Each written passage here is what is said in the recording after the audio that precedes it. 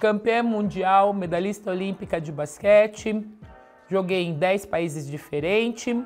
Atualmente, treinadora da seleção de basquete feminino da Universidade Mackenzie. Eu sou a Alessandra. Sou fisioterapeuta, participei de 2 Jogos Olímpicos, Londres 2012, Rio de Janeiro 2016. Sou Milena Perrone, professora do curso de fisioterapia aqui da Universidade Mackenzie. E estou no De Primeira aqui com Daniel Dias. Fala galera, que alegria ter vocês aqui em mais um episódio no De Primeira comigo, Daniel Dias, e agradecendo aí, né, ao pessoal do MacPlay com toda essa produção incrível, a Universidade Presbiteriana Mackenzie, em parceria com a Pró-Reitoria de Extensão. Já agradecendo também aqui ao professor Daniel, que está aqui nos bastidores com a gente, obrigado, e o Dr. Cleverson por estar conosco nessa missão. E hoje, gente, eu estou aqui com 2 convidadas, é especial demais esse programa.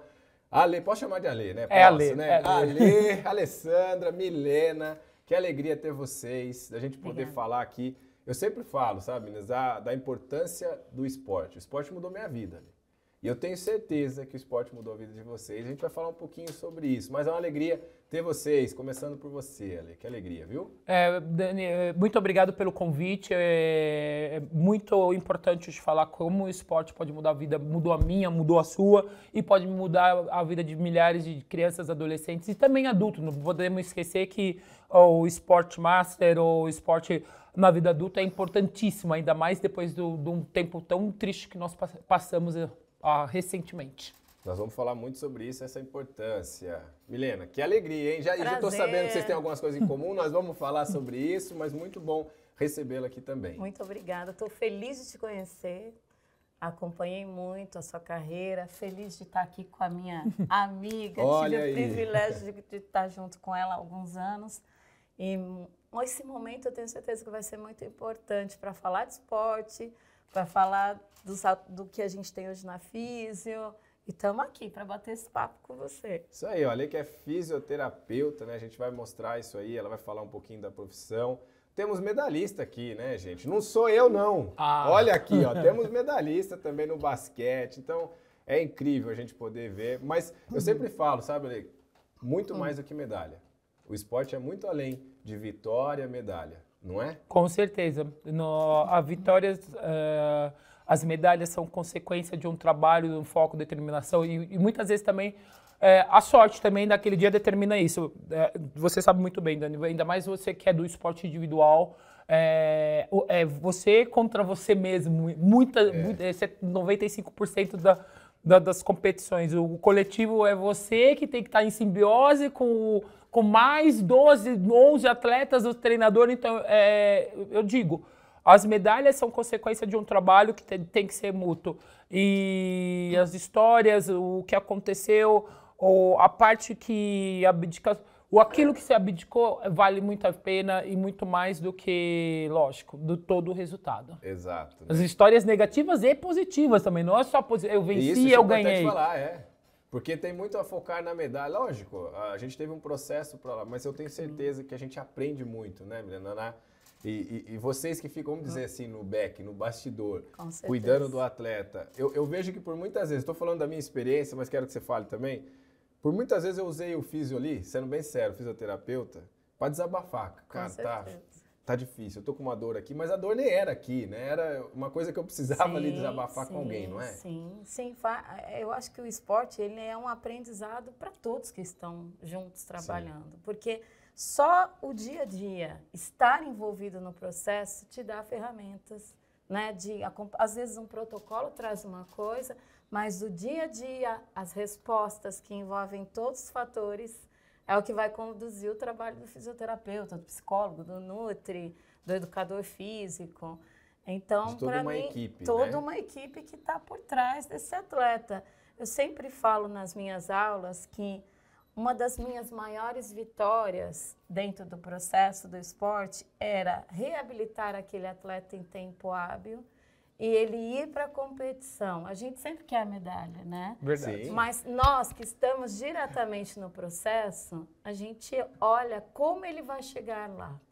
E esse é um diferencial, né? Então, é que às vezes todo mundo quer estar lá, gritar. Não, nós somos o staff, nós não aparecemos, né? Nós contribuímos para que ele chegue naquele momento com a melhor qualidade, sem lesão, fazendo parte desse processo e comemorando com ele, claro. Você vê o que a gente fala muito aqui, né? Que eu sempre trago, já trouxe alguns nomes do esporte aqui, hoje que são treinadores, e a gente sempre fala muito isso, olha, de realmente a importância que se tem dos bastidores também estar tudo ok para o atleta. Sim. Porque a gente, quando acompanha uma competição, né, o pessoal de casa que acompanha a competição, já vê o atleta em ação. Mas para aquele momento, né, ele tem um processo que você passa, e é o que você falou, tem a questão do dia acordar legal. E aí, se é o esporte individual, depende, mas o coletivo, às vezes eu penso, pô, tem um atleta que tá voando. Aí tem muito essa, joga a bola nela que hoje tá dando certo. Sim, taticamente, muitas vezes no basquetebol, se o jogo tem que concentrar em uma ou duas jogadoras ou dois atletas, você tem que fazer isso. E muitas vezes o que acontece no coletivo, principalmente no feminino, tem pessoas que não aceitam. Então, por isso que no coletivo a coesão de objetivo é muito importante. É muito mais importante porque não depende só de vocês. Eu posso fazer 30 pontos e se a equipe não rendeu na defesa ou aconteceu fatores adversos, não vai ganhar. É difícil. E nessa construção de um objetivo único em prol de uma única função, de uma única coisa, o fisioterapeuta até o mordomo, ele é muito importante, porque como você disse antes, que muitas vezes o físio, você vai lá para desabafar ou para berrar com ele, que muitas vezes você vai lá para berrar com o físio porque você quer berrar com o treinador, vamos falar a verdade, mas não pode berrar com o treinador. Você quer bater no treinador, mas você não vai poder fazer essa simples coisa, porque é feio, mas acontece no esporte de rendimento, no esporte olímpico muito mais, no para também, quando você está no auge, que você quer socar todo mundo porque tem alguma coisa que você precisa tirar de dentro de você. E esse físio, esse mordomo, essa pessoa, o massagista que está contigo, se ele também não entender aquele momento e apaziguar o ânimo, vai tudo por água abaixo. Concordo, é isso mesmo. Mas para a gente entrar bem nesse clima, né, e realmente falar aí desses pontos que eu acho importante, eu gosto sempre de falar como o esporte surgiu na vida de vocês. Né? Vamos começar aqui, né? Como que o esporte surge, né? Porque de alguma maneira eu sempre vejo que eu fiz esporte a minha infância toda. E por incrível que pareça, nunca fiz natação. Nossa! Foi com 16 anos, que é onde eu tenho o primeiro contato com a natação. Mas eu ainda assim vi a importância de ter sido uma criança ativa. Sim. Uma criança que eu fiz muito futebol, cheguei a disputar campeonatos de futebol, joguei basquete, tudo na escola. E aí eu sei o quanto isso fez uma grande diferença para que eu pudesse partir para a natação. Sim. Né? Como que o esporte surge aí? Essa é uma paixão que a gente tem, certeza. Né? Então, eu assim, tive uns pais que brincavam muito comigo, minha mãe principalmente, olha que legal, que sempre nos estimulou naquela brincadeira de quintal, de provar, às vezes, experiências motoras, que depois a gente vai entender que isso te motivou ao esporte. Treinei por um tempo vôlei, né, no Centro Olímpico, mas quando eu vi que mas eu quero tratar de atleta. Olha. Aos 12 anos eu escolhi que eu queria ser uma fisioterapeuta do esporte, né? Que legal. Porque eu ia fuçar a piscina, eu entrava lá na fisio, eu tinha algumas dores, né, de crescimento. Mas eu falei, não, eu quero... E naquela época, na graduação, a gente nem tinha a disciplina de esporte quando eu entrei na fisioterapia. Então, foi uma grande, foi uma trajetória que o coração já batia, né? Eu lembro que eu tinha aquelas pastas, as revistinhas com os principais atletas, né? E algo que na minha família eu não tinha nenhum atleta, mas eu sempre gostei. É bem interessante isso, né? Quando é para ser, que Deus vai abrindo as portas e sabendo que é o desejo do nosso coração, né? A nossa intenção, né? E me formei, e logo que eu me formei, entrei num grande projeto de esportes, que a Lê jogou várias vezes, o BCN, Esportes em Osasco, Bacana. né? Que hoje tem uma formação grande lá, o Bradesco. Fiquei lá 6 anos, como fisioterapeuta da base, né? O BCN foi campeão mundial na época. Trabalhou com a molecada. Foi muito gostoso, foi uma aprendizagem, Legal. né? O crescimento profissional, até ir tendo outras experiências, né? Com o esporte de alto rendimento em outras modalidades. E a gente chegar juntas lá no basquete. Calma que nós vamos chegar lá. Ale, quero saber de você, né? Bom, sempre foi basquete? Não. Não. Eu fiz outros esportes. Todos. Fui uma criança ativa. Acho que isso é muito importante. Então, o basquete, eu acho que não fui eu que escolhi o basquete, foi o basquete que me escolheu. Na minha vida, na questão social. Eu sou aqui da Bela Vista, quase perto do Mackenzie. Eu estudei até no parquinho aqui, o meio que tem do lado aqui. Tá em casa, então, né? Tá em casa. E eu perdi minha mãe com 4 anos de idade e meu pai com 14. Quando eu perdi minha mãe, eu fui morar atrás da USP, no bairro atrás da Universidade da USP. E eu estudei em escolas estaduais, que eu sempre fui de escola pública, que os professores já tinham, mesmo que era na década de 1980, tinha educação física. Até acho que é por influência de ter a USP, né, a escola de educação física do lado também. Verdade. E eu comecei com handball, com 10 anos de idade, porque eu sempre fui uma criança grande, sempre fui uma pessoa grande, não vai mudar, até hoje eu sou grande. Quanto de altura você tem ali? 1,98. Olha aí, gente. É estrutura. É estrutura. E nisso, quando eu comecei a fazer o esporte, fui convidada, o professor me jogou na quadra, né, com handball. Eu sou adiantada na escola, porque eu entrei com 5 anos e meio no Fundi 1, mas naquela época você entrava com 5 anos, porque eu era grande. E com 10 anos eu comecei o esporte escolar. Isso. E fui na quadra de handball, eu não gostei porque não tava minhas amigas, tem essa coisa de identificação, não é que eu não gosto de handball. Aí a minha segunda prova, o segundo esporte foi o atletismo, o primeiro dia de prova que eu não tinha ido só um dia no treino. Atletismo ali. 800 metros no CPUSP, quase morri, nunca mais voltei também no treino de atletismo. Ninguém aguenta, 800, sim, nada contra. Claro. E aí eu fiquei no vôlei e basquete. Eu treinava basquete na escola, que era a turma da minha classe também. Depois o vôlei, porque me convidaram para jogar no São Paulo, tanto que eu fui federada a vôlei com 12 anos de idade. E eu tinha 1,82 m. Eu era a mais alta do estado de São Paulo. 1,82 m ninguém tem com 12 anos de idade, mulher. Até hoje, são poucas. E nisso, o meu pai, eu não morava com meu pai, porque minha mamãe morreu, minha madrasta morreu, e então eu ficava com meus tios. Então foi uma idas e vindas, até com meus irmãos, resumindo a história. Quando eu fiz 14 anos, meu pai morreu. Eu já tinha recebido o convite para ir jogar em Sorocaba, na época da Minercal, que a Hortência jogava lá. Sim. Mas ele não deixou porque nós voltamos a morar junto. Eu e os outros 2 irmãos. Entendi. E quando eu fiz 14 anos, ele morreu. Aí veio o problema financeiro, né? Porque sim, três crianças, quem vai sustentar? Aí, em junho, eu fui fazer, em 88 isso, foi dia 13 de junho ainda, que é o dia de Santo Antônio, o dia da aniversário da cidade de Piracicaba. Fui fazer um teste em Piracicaba, sem quase saber basquete, eu passei e eu fiquei no basquete porque eu ganhava uma ajuda de custo. Olha... E nisso eu fui, daí foi trilhando a minha carreira, né? Dali, depois de 2 anos eu fui para Jundiaí, aí eu já estava na Seleção Brasileira Infanto-Juvenil, aí no outro ano eu já estava na adulta direto e foi tudo. Rápido, então. Foi muito rápido, mas não foi fácil não, treinando 8 horas por dia, estudando à noite, porque eu nunca parei de estudar. Esse é um ponto ali que eu sempre falo, o pessoal fala, pô, vai ser atleta. Não, vai ser atleta e vai estudar. Sim. Se prepare, gente. É possível, não é fácil, né? Não. É claro que não é fácil, né? Eu sempre falo muito pro pessoal, né? Quando eu falo pro pessoal, pô, as formações que eu tive, né? Então, de usar também a Universidade Mackenzie, né? Que me ajudou demais, pensando nisso. Mas a gente vê hoje que os atletas não pensam muito nisso, né? Já antigamente não pensava. Eu, quando saí do Brasil para jogar em 97, não tinha EAD, não tinha nem internet. Vamos falar a verdade, era orelhão. Vamos lá. E quando eu saí, eu já tinha terminado, porque uma das coisas, eu já tinha terminado o ensino médio. Aí eu fiquei de 97 até 2011 fora do Brasil. Quando eu voltei, por questão de...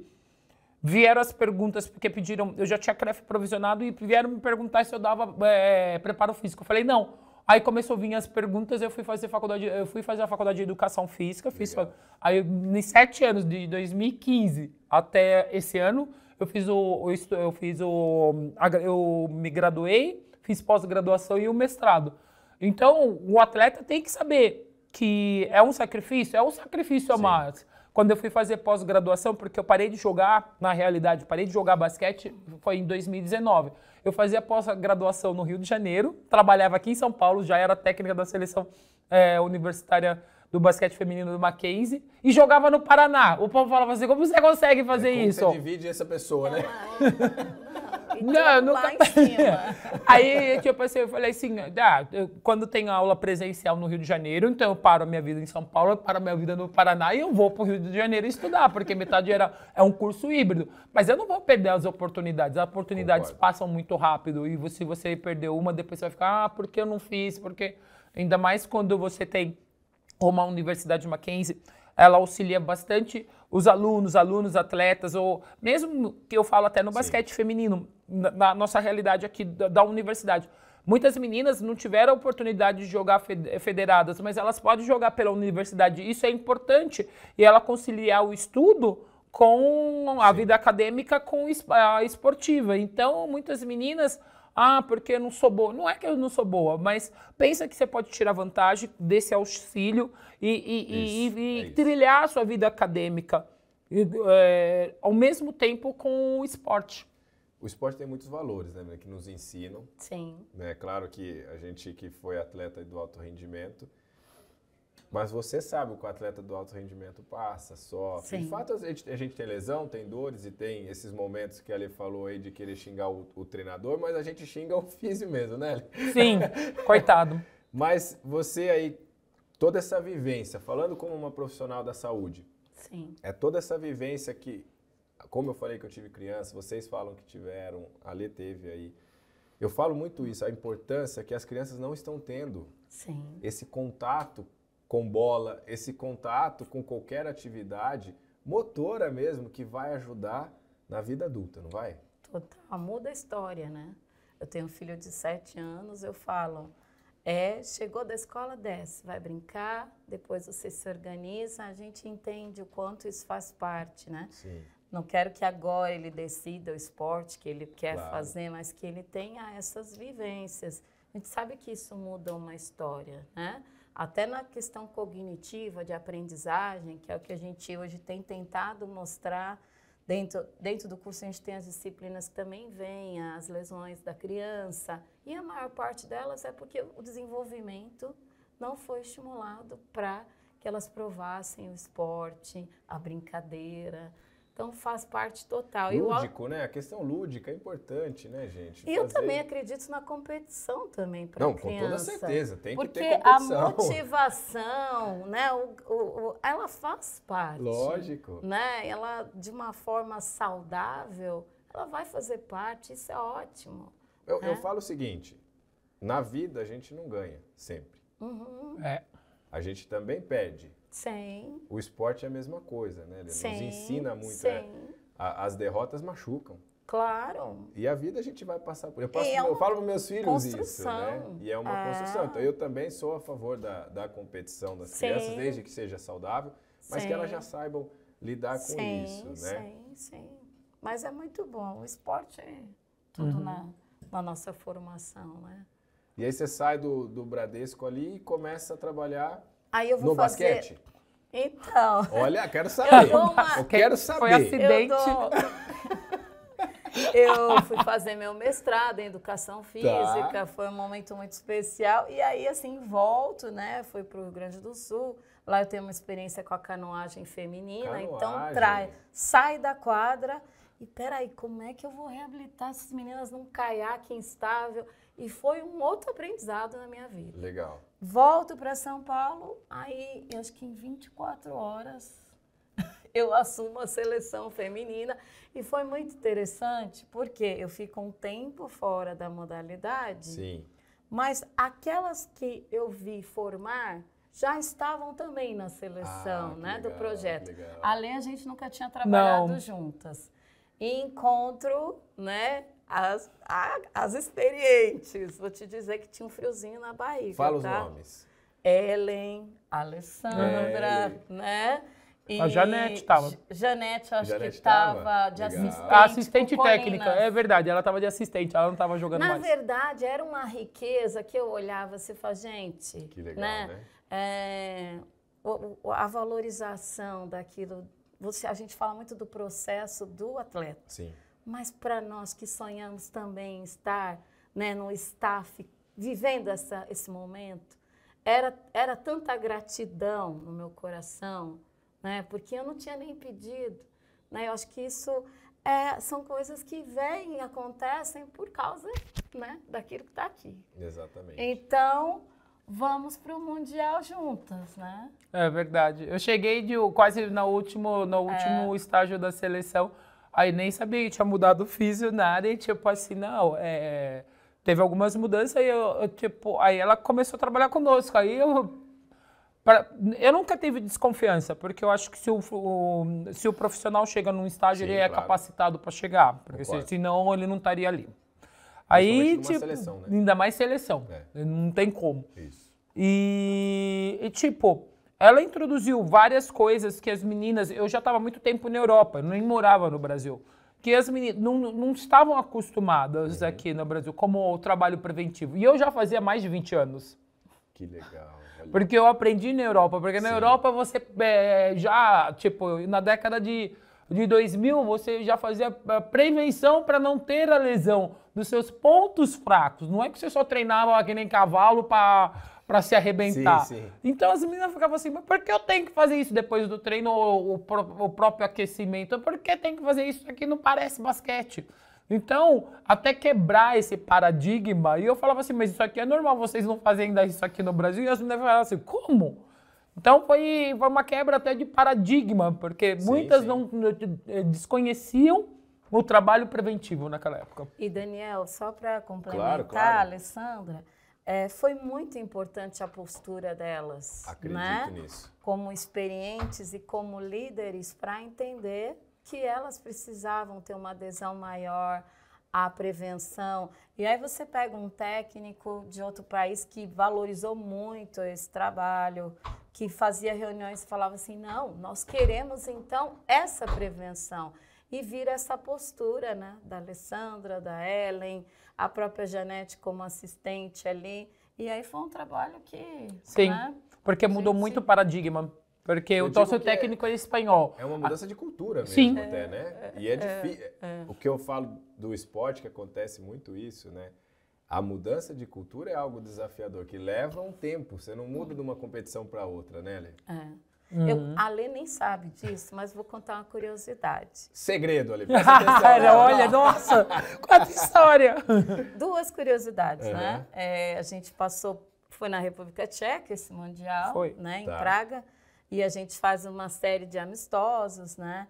E assim, a gente observa, né? A gente sempre admira, então, a postura de quadra, chegar sozinha, ir lá se aquecer. O que eu posso fazer a mais, Milena? A rotina do atleta, né? O que eu posso fazer a mais? E aí eu lembro que a gente estava no ônibus na Eslováquia e o ônibus se perdeu. E o nosso manager não conseguia se comunicar com o motorista em eslovaco. Adivinha quem falou em eslovaco com o motorista? Fala um pouco de russo. E aí eu olho, eu falo, que segredo mais você tem, né? Qual Porque eu segredo? morei no leste europeu. Então, Entendi.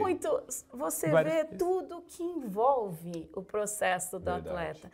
E aí, eu vivi algo muito especial na minha vida, porque neste Mundial, em 73, o ano que eu nasci, a minha mãe escolheu o nome por causa de uma atleta tcheca que se chama Milena Šindová.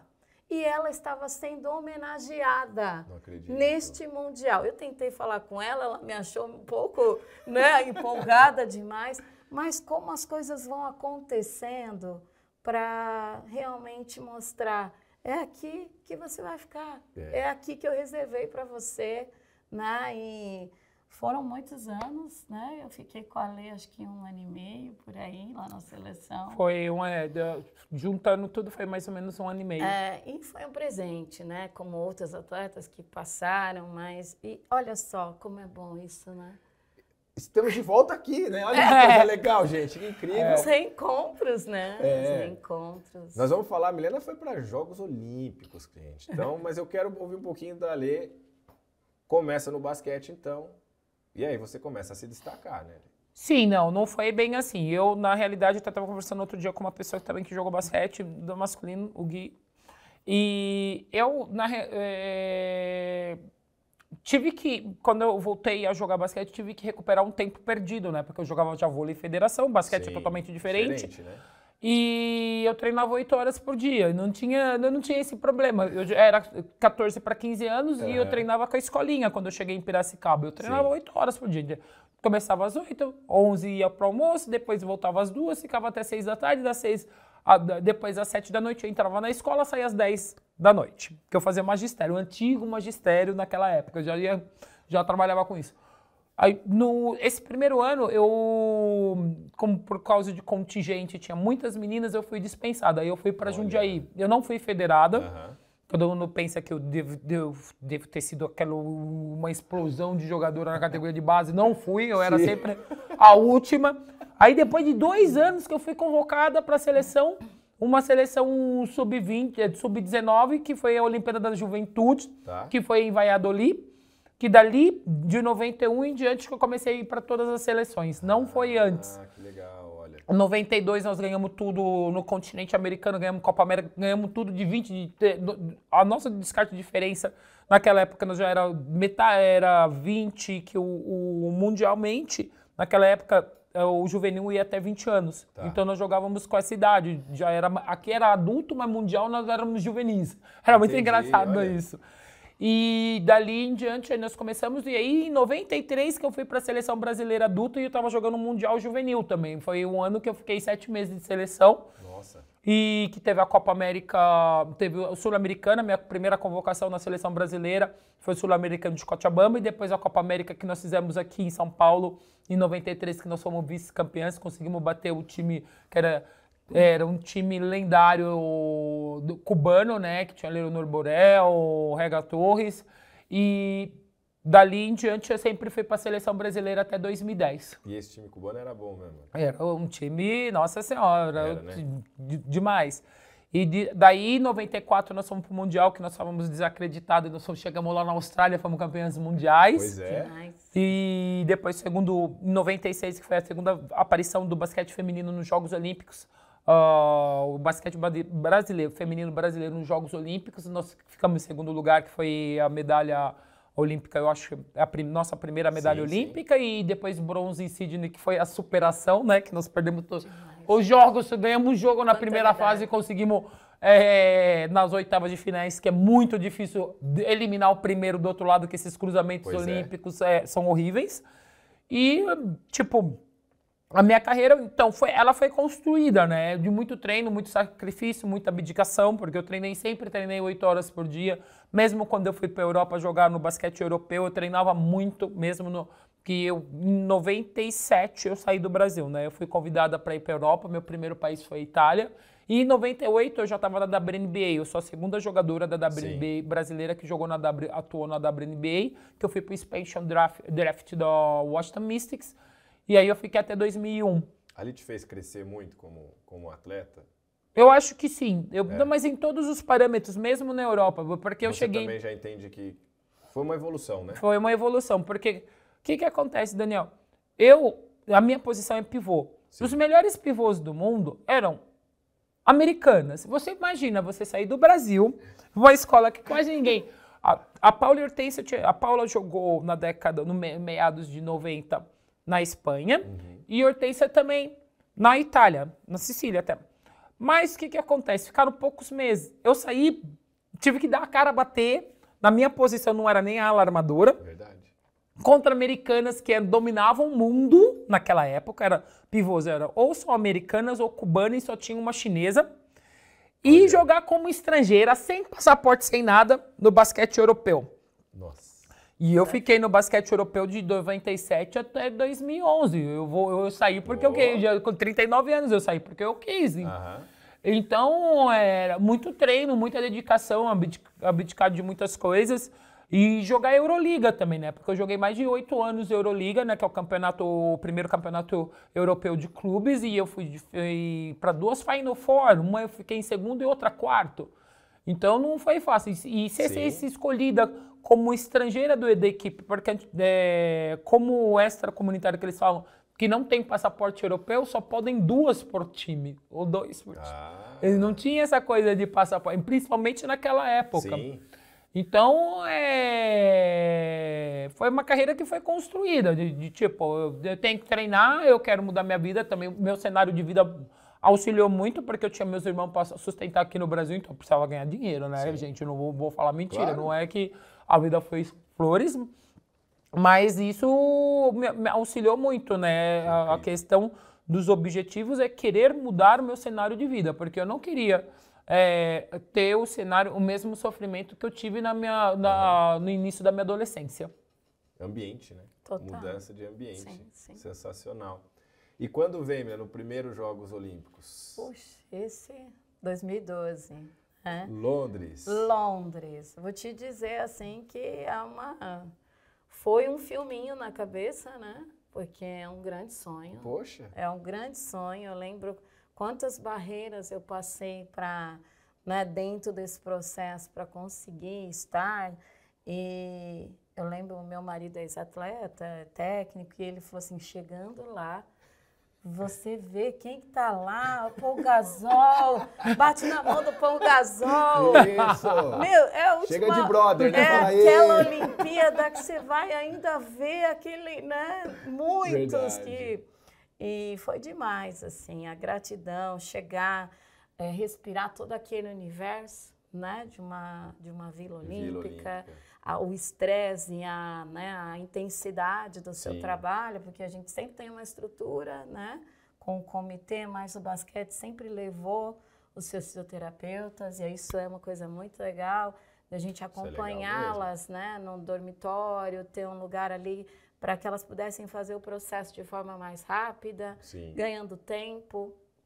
Mas, para mim, assim, Daniel, pisar, respirar, estar em competição, encontrar o Phelps, né? Encontrei o Phelps, encontrei Zibaeva, e eu falava, gente, isso é um sonho, né? Aquela equipe com você.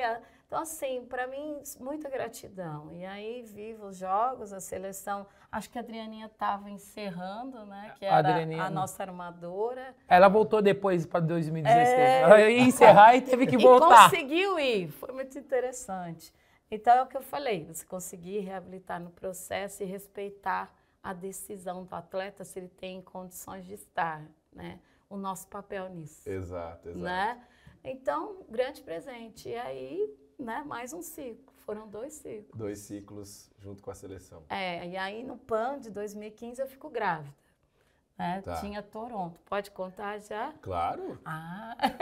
E aí vou grávida pro PAN, né?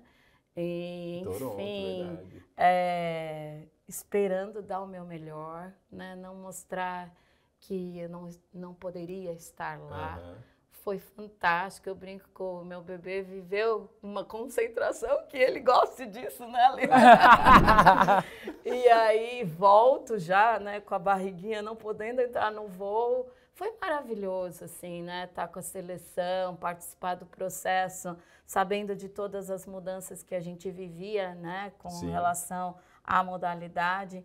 Mas usar aquilo para mim como um aprendizado, para trazer isso para a minha vida, e sempre com essa vitória de o atleta poder estar ali. E aí nasce meu filho e tem Rio, 2016. Exato. Como que a gente vai fazer com essa fisioterapeuta?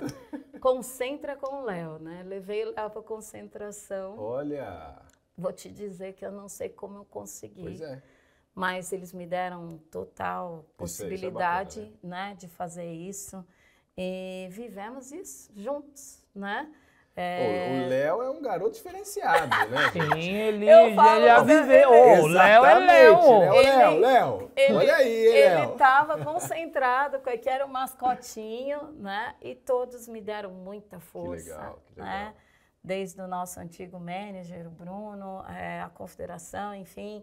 E não foi fácil. mas deu, né? E aí vou para os Jogos Olímpicos em 2016, meu esposo fica com ele, né? É muito legal. Alguém isso, tem né? que trabalhar, né, Um Milena? sonho, né? Ele fala, você vai realizar mais esse sonho. Legal, isso é Né? incrível, isso Nós é somos uma parceria uma que ama o parceria. esporte, Isso. que sabe. E é isso, foram 2 ciclos, né?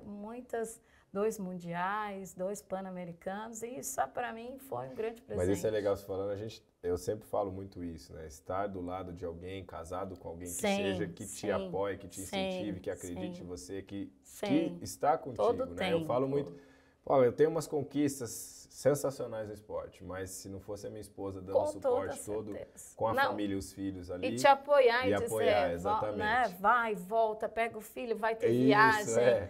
Né, e leva para o treino dele. Olha, deu certo. Isso. Deu certo. Ale, e os seus primeiros jogos, quando foi? 96, quando eu entrei na Vila Olímpica, eu chorei, né? Porque eu nunca pensei que... Pra quem nunca pensou que ia jogar basquete, começou a jogar. De repente não, né? Mas com muito trabalho. Depois federar, depois de ir pra seleção brasileira, daí você chegar nos Jogos Olímpicos, você tem que chorar, né? Porque você tá ali na elite, da elite, da elite. Porque eu ia comentar isso, né?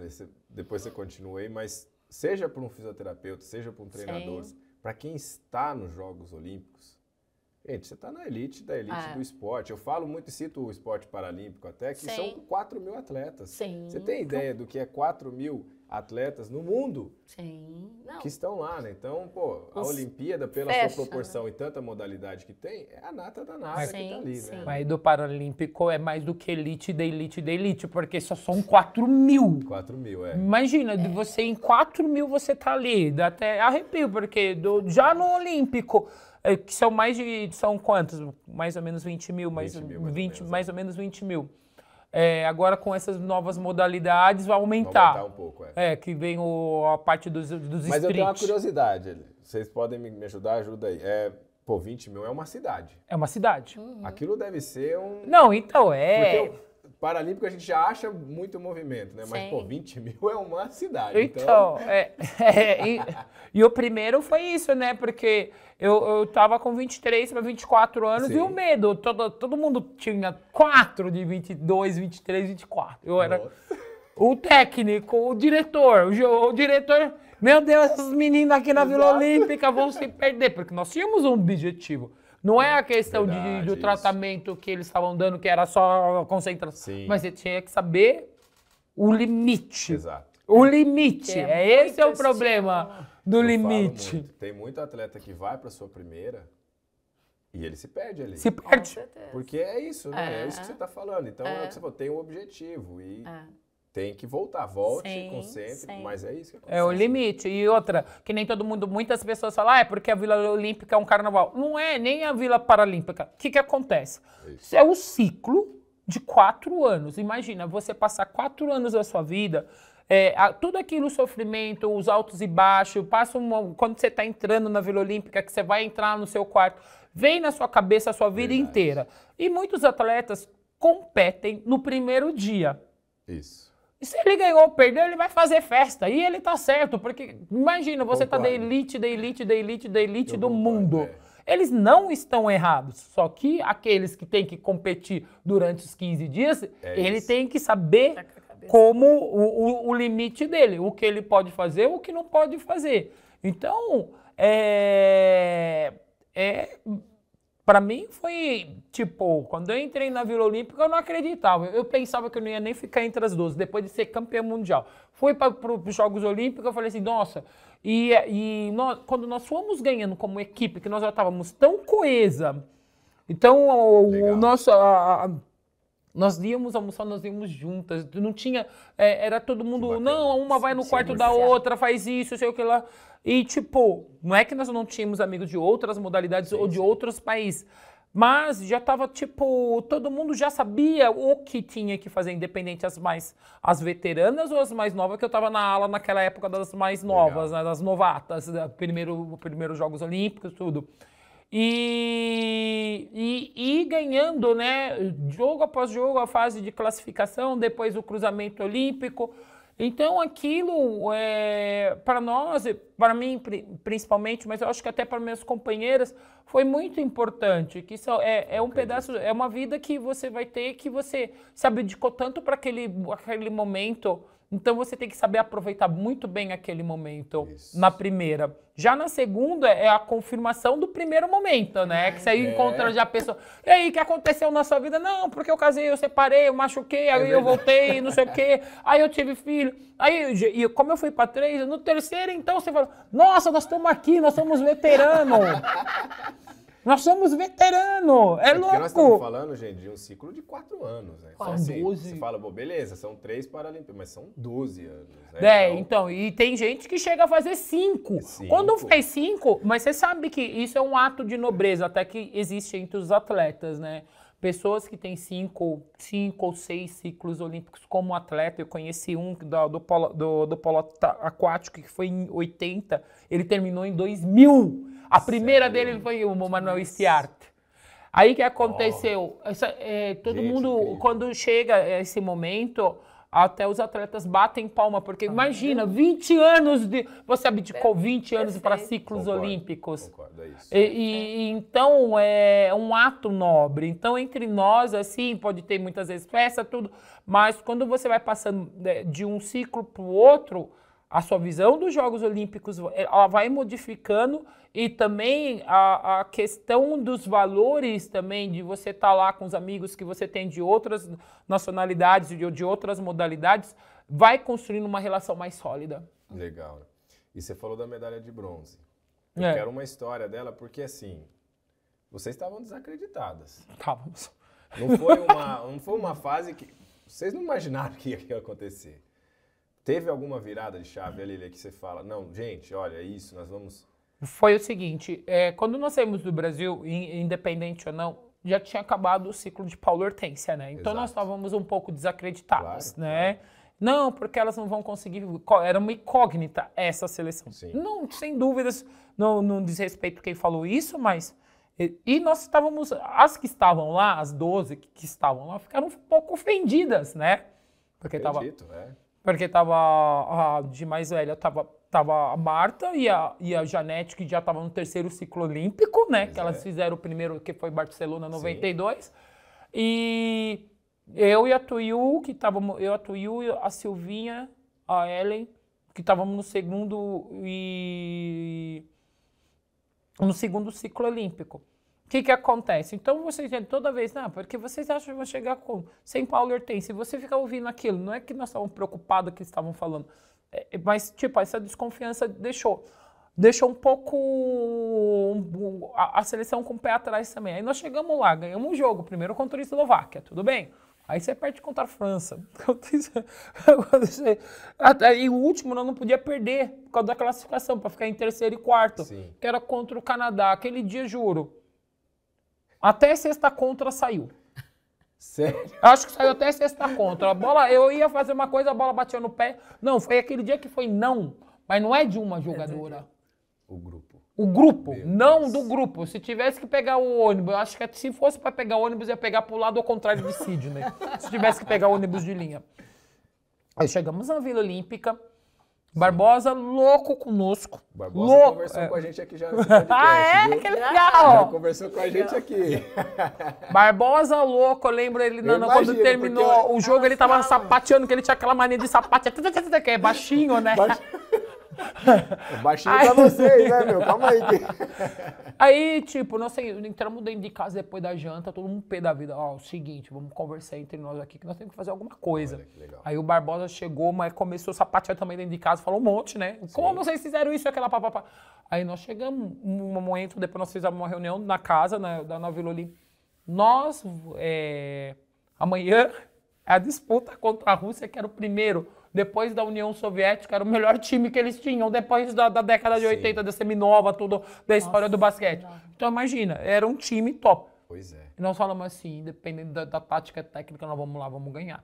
Nós viemos aqui para mostrarmos que, independente de Paulo Hortência, respeitando elas, sim, nós somos nós também. Claro. E nós vamos para a medalha. E foi assim que aconteceu. Gente. Nós fechamos o grupo, foi uma simbiose. No jogo teve altos e baixos, porque nós perdemos A Janete, que ainda era o último campeonato que teve, que era dois tempos, era 20 minutos, foi os Jogos Olímpicos de 2000, que aí mudou as regras, que ficou 4 tempos de 10, né?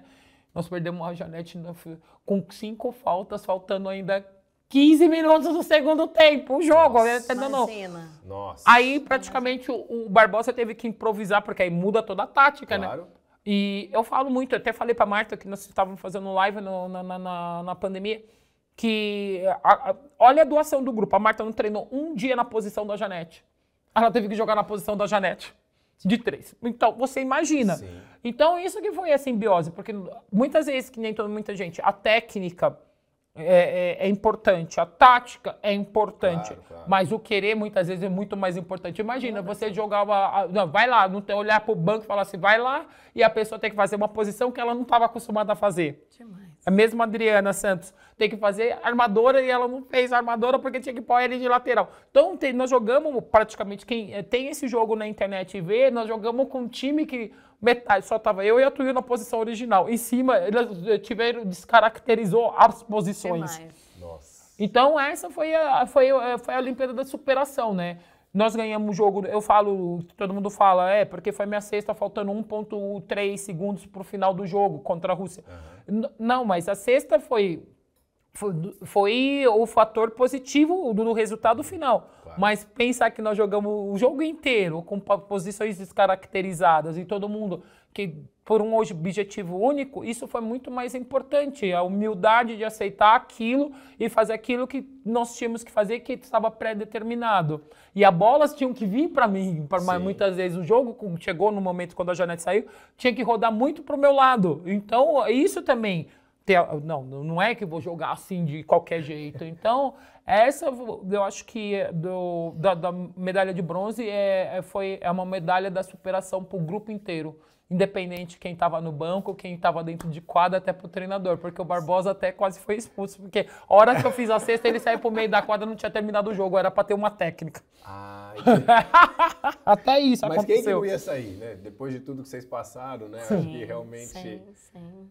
Mas, Milena, eu penso o seguinte, a atleta tá lá, né? Vocês, nesse momento, não é uma coisa que vocês podem fazer. Vocês têm que realmente estar ali, né? E eu sempre digo o seguinte, o mesmo propósito, ele traz unidade. Com certeza. Então, quando vocês...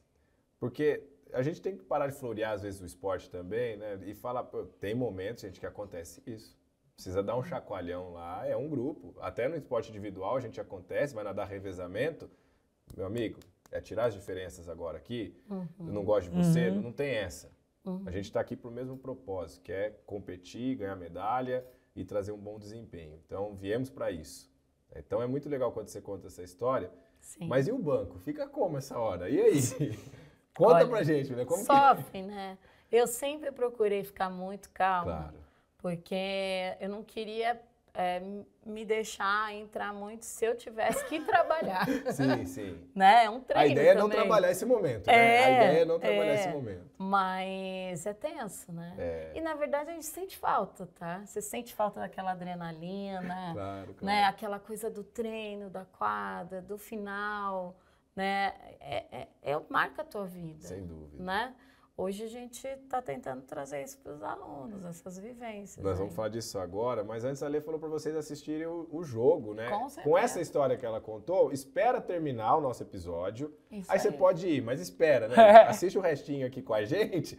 Mas, ó, você assistiu o jogo agora com essa história, Com fica certeza. mais divertido, né? Então, Daniel, até uma coisa que você falou que é importantíssimo. Nós temos, do nosso DNA, eu vejo isso porque eu fiquei 15 anos na Europa, de diferentes países, e nós temos muito disso. As pessoas, muitas vezes, você tem que lutar por um objetivo único. Não é só no esporte, é na vida. E muitas vezes, ele não gosta de mim, porque na Europa tem vezes que a menina não abre a boca para você falar bom dia no vestiário. Mas quando chega na quadra, você tem que estar abraçando. E tá todo mundo lutando. Isso. Você tem que ser profissional, não é? É isso. A amizade vem depois. É isso que ainda nós como brasileiros, até por causa da nossa, eu acho que é da nossa personalidade, Sim. mesmo agora, isso eu tô falando de 20 anos atrás, nós temos ainda muito que aprender. Concordo. Mas não é só no esporte, até no mundo empresarial, no corporativo. Ah, porque não gosta de mim. Ah, porque ela veste aquela roupa. Ah, porque aquilo. Cara, não é isso. Nós estamos lutando para aquele objetivo. Quando esse objetivo, ele chegar no final e ele for positivo, melhora para todo mundo. Nós não podemos jogar um contra o outro. E muitas vezes, até como nação, nós fazemos isso. Sim. Muitas vezes, até falo no esporte, porque o olímpico, para mim é tudo esporte, é tudo modalidade. Eu não vou, lógico, se a minha modalidade tá ganhando, legal, mas eu vou torcer para a sua modalidade, eu vou torcer para a sua especialidade, eu vou torcer para todo mundo, porque se o esporte me salvou, pode salvar muitas pessoas e pode melhorar a qualidade também de vida de várias pessoas. Que é isso que a gente vai entrar agora. O que vocês estão fazendo aqui, gente? Conta pra gente. Vai, Mi. Bom esses reencontros. Primeiro que eu vou falar, é um trabalho fantástico, tá? Olha, um dos sonhos era estar aqui, né? Sim. Nessa universidade. Eu falo muito isso com meu amigo ali, o professor Daniel, que a gente queria poder trazer tudo isso que a gente vive. Legal. A gente se qualifica academicamente, mas a gente sabe o diferencial, né, de ter vivido o processo, de trazer isso para a sala de aula, para os alunos. E hoje a gente tem um projeto de extensão de saúde do atleta. Esse projeto tem acontecido. Legal. Nós estamos aí, né, tentando a cada semestre melhorar. A nossa intenção inicial é dar atenção às atléticas, que os atletas que necessitam passar pelo projeto sejam olhados, sejam reabilitados. Foi muito legal que a Lê foi a primeira a abrir as portas para os alunos irem no treino dela e fazerem prevenção, né? Eu falei, Lê, meia hora? Não, o treino todo. Eu sei a importância para vocês, né? Então, a gente quer que o atleta também universitário, ele enxergue que estamos aqui, né? Que o que a gente quer é que isso cresça, né? Dentro da instituição, como ensino, como pesquisa, como aprendizagem prático-teórica, que ele consiga instrumentalizar o que ele ouve em sala de aula, mas ver a realidade desse processo. Nós tivemos uma grande oportunidade, agora nas férias, cobrindo o Sul-Americano de Atletismo, como projeto de extensão, fazendo só recuperação, uma grande porta que foi aberta, eles se encantaram. E nosso projeto quer viver isso, né? Quer fazer com que o aluno tenha essas vivências, que ele possa perceber o processo de perto, né? E é isso, vou te levar lá também para a gente conversar com esses alunos um dia. Vamos, vai ser uma alegria poder estar lá. E Ali, o que você vê de diferente nisso, né? Assim, realmente, porque para mim, já de contar aqui, é uma oportunidade ímpar, né? Que eu acho que fica o convite para quem quiser, né? Então, Daniel, esse programa que abriu praticamente novo no Mackenzie, eu já vinha, até quando a Mi falou que veio para trabalhar aqui, depois da nossa história, eu falei, que legal, e ela propôs, e eu pedi, não, pode ficar o treino inteiro, quando quiser pode ir. Por quê? Como eu já fui educada desde o começo dos anos 2000, quando eu fui para a Itália, eu joguei na França, e essa coisa de prevenção, você sabe, na Europa, é muito importante, muitas vezes você não treina tanto para o rendimento tem que estar atrelado com a prevenção, e eu sempre tive, na minha carreira, eu sempre tive isso, porque com o tamanho que eu tenho, 1,98, eu tenho, já vou fazer 50 anos, eu não tenho problema de joelho nem de costa, eu não tenho problema de coluna. Então todo mundo fala assim, como você não tem problema de coluna?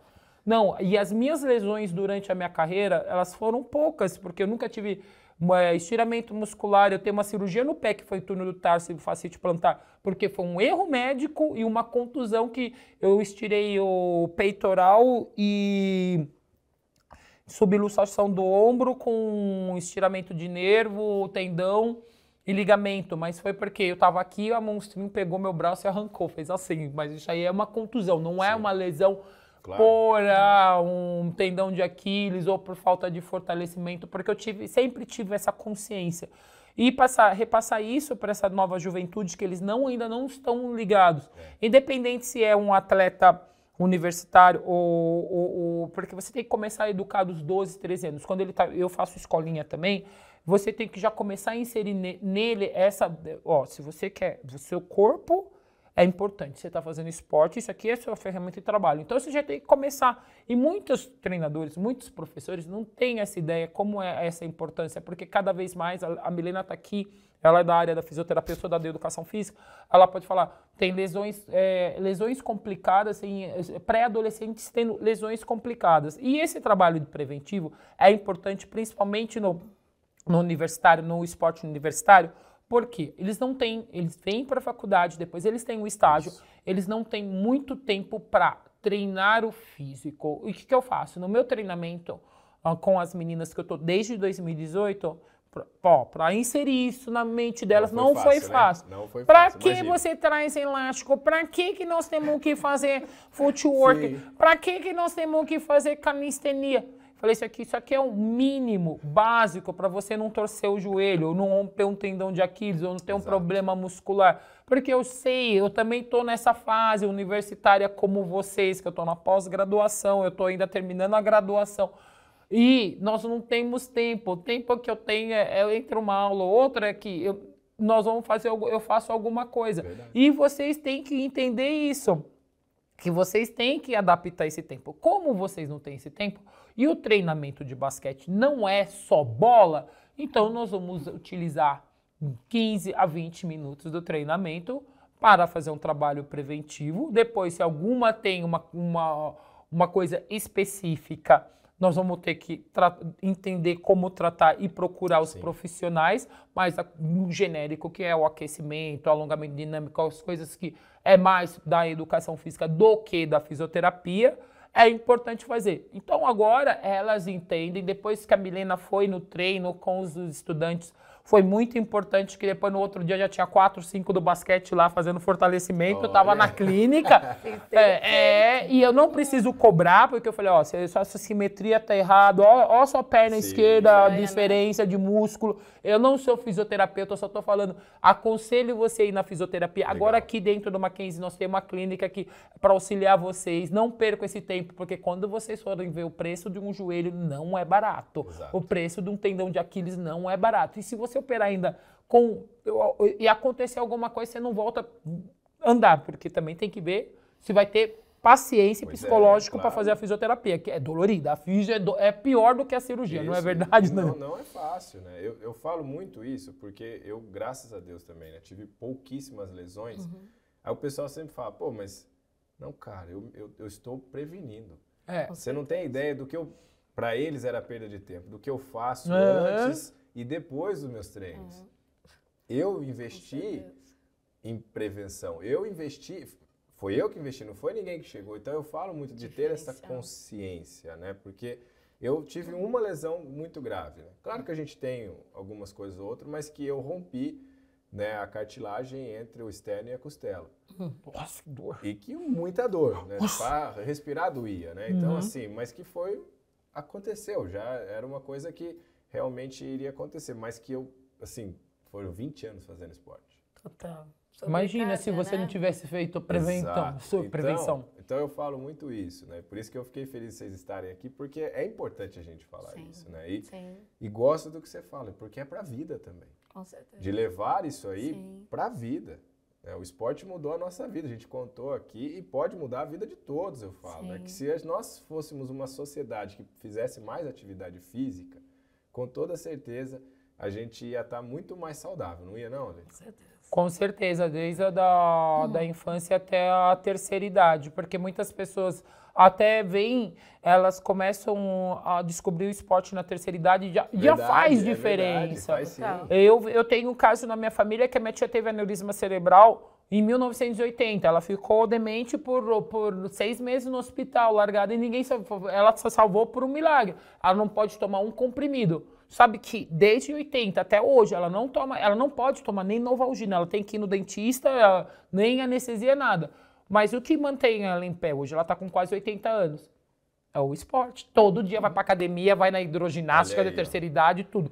É uma pessoa ativa. Se ela não tivesse essa consciência, quando o médico falou para ela isso em 1980, 85 mais ou menos, você não pode tomar remédio na sua vida. ela fizesse ao contrário, ela estaria viva? Tanto que ela teve que fazer uma tomografia agora, todo mundo fala, mas você vê bem, você enxerga bem? Porque quando virou o lado do cérebro dela, viram que é diferente de uma pessoa normal. Ninguém acredita, mas o que salvou? Salvou e continua salvando. Demais. O esporte. Transforma a vida. Total. Né? Transforma, né? É isso. Hoje a gente entende que a saúde, o movimento, né? Eu falo que o movimento é vida. Isso. O movimento é vida e libertador, né? Verdade. Às vezes você não acorda bem, você se esforça para... E ele muda. Muda o seu dia, muda a sua história, te dá a possibilidade de sociabilizar. Então, ele tem que fazer parte da nossa vida. Quando perdemos, nós estamos bem, né? É por aí. É isso, ó, fica essa dica aqui, fica a dica, tá vendo? Esse podcast também tem educação aqui, gente. Mas foi uma alegria receber vocês aqui, da gente poder conversar. Tem que voltar, viu, Daniel? Ó, já fica aqui, tem que voltar. Porque tem muito assunto. Dá para ficar aqui mas muito tempo conversando. Com certeza. E de um assunto que, sinceramente, a gente podia aqui ampliar muito mesmo, né? Só da gente falar de movimento, o quanto a gente poderia falar, né? Porque às vezes o pessoal pensa assim, não, mas eu não gosto de fazer isso. Tudo bem, gente. Você acha que todos os dias a Lê queria treinar? Tem certeza que não. Mas são escolhas que a gente faz, né? Eu escolho me movimentar, eu escolho realmente pensar. Eu sempre falo assim, beleza, se eu vou ter 20 anos de carreira, pô, eu vou ter pelo menos mais uns 30 anos de vida. Com certeza. E aí? O que eu vou fazer? Tem que continuar, a gente tem que continuar em movimento, a gente tem que continuar fazendo, então era o que eu sempre penso, né? A gente tem um quadro aqui. Agora eu vou pegar vocês de surpresa. Nossa! Tem um quadro aqui, é o seguinte. Eu tenho algumas fotos de vocês duas. Nossa! E aí, o nome do programa é o quê? De primeira. Nós vamos mostrar a foto. E aí, de quem for, vocês vão me dizer aonde que é, mas de primeira. Será que nós estamos bem? Vai lá, vamos lá, olha, presta atenção. Essa. Eu e minhas 3 medalhas. Não tem como esquecer. Tá fácil, hein? Olha. Vamos lá. Essa foto foi depois quando voltamos da pandemia. 3x3 no Centro Olímpico com a universidade. Mais uma. Tô naquela comissão aí. Acho que ali foi o pré-olímpico. Vamos lá, quero ver se a memória tá boa. Pré-olímpico, boa. Mais uma. Pan de Guadalajara. Esse aí eu não sei nem onde é, mas a gente sabe que esse ambiente aí é legal, esse ambiente né, é legal. Pan de Guadalajara. 2011. 2011. Foi meu segundo jogos de Pan-Americanos. Estava lá. Nossa, fiquei lá no aeroporto, perdida. Só as histórias. Né? Mandam resgatar a fisioterapeuta.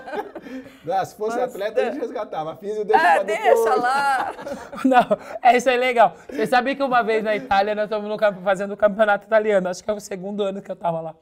Nós paramos no Alto Gril, que é o estacionamento, para comer, uma lanchonete de estrada no posto de gasolina. Sim. Subimos o time inteiro, quem nós esquecemos? Não tinha celular na época. Já, fisioterapeuta, assim, ó. É cômico. Depois de 30 quilômetros, contaram. Cadê a Milena? E aí eu falava, eu tenho que achar uma pivô. Eu tenho que achar uma pivô nesse aeroporto. Falei, cadê? Gente, esse ambiente dá muita saudade. É verdade. Essa parte é muito boa mesmo. Não, físio, eu disse que essa físio tem essa. Ninguém vai tratar. Mas voltou, pegou, resgatou e tá tudo certo, viu, gente? Teve jeito de ficar sem prevenção. Isso. Mas é isso, olha, foi uma alegria receber vocês. Obrigada. A gente sempre também deixa aqui a oportunidade de vocês deixarem uma mensagem. A gente está aqui num ambiente de universidade, né, no Mackenzie, e aí tem uma câmera que está para vocês ali, ó. Ale, pode começar você, uma mensagem aí para essa juventude, né? Pessoal, a vida, ela tem altos e baixos, não é todo dia que você acorda bem, não é todo dia que as coisas são mil maravilhas, mas, tem que ter determinação, persistência, foco e objetivo. Então, não desista do sonho de vocês. Eu não desisti do meu, ainda tenho vários, não é só ser atleta olímpico, porque a vida continua, não é só medalha. E estou continuando aí, batalhando todo dia. Então, ainda mais nessa vida acadêmica que vocês estão aqui, não desista dos seus sonhos, dos objetivos. Vai ter dia que vai ter vontade de chorar, porque tem tanta disciplina para estudar. Mas continuem, firme e forte. Excelente, olha aí, hein? Milena, você também, acho que é importante isso, né? A gente sempre incentivar. Sim. E eu digo de fazer o melhor, seja certeza. como atleta, seja como físio, é isso que é a nossa vida, né? Vamos lá, eu acho que a mesma coisa que a Lê falou, dentro da fisioterapia, eles vão passar por muitas disciplinas e eu falo para vocês em aula que o movimento é libertador, né? Em qualquer disciplina que vocês estejam vivenciando, não só de saúde do atleta, a possibilidade de estar na extensão, é lembrarem que o movimento liberta, né, as pessoas das condições que elas estão e busquem os seus sonhos, né? Eles acontecem. Acontecem e eu vou abrir um negócio aqui, olha. Os fisioterapeutas foram muito importantes na minha vida, não só como atleta, tá? Mas fico aqui a minha gratidão pela sua profissão e que eu encontrei, como meus pais encontraram, na verdade, fisioterapeutas muito bons, porque eu não deixava os fisioterapeutas mexer em mim. Mas uma das fisioterapeutas da ACD teve a sabedoria de ensinar minha mãe a fazer os exercícios em mim. E aí foi onde eu consegui usar uma prótese e hoje eu caminho perfeitamente. Né? Então fica aqui justamente essa gratidão e que eu sempre falo, e eu tenho às vezes a oportunidade de palestrar para universidades e para principalmente fisioterapeutas, e eu falo, vocês não têm ideia da importância que vocês têm. Demais. Eu não estou falando só de esporte, mas falando de vida, vocês podem reabilitar e transformar a vida de muitas pessoas. Né? Então, esse recado realmente fica aqui e eu posso provar aqui que realmente é importante. Então, fica a minha gratidão. É isso. Muito bom receber vocês, mas vamos voltar. Obrigado. Nossa! Isso aqui, nós vamos voltar, tá bom? Espero que você tenha gostado. Foi mais um episódio do De Primeira com o Daniel Dias, com essas convidadas incríveis. Nos vemos na próxima. Valeu!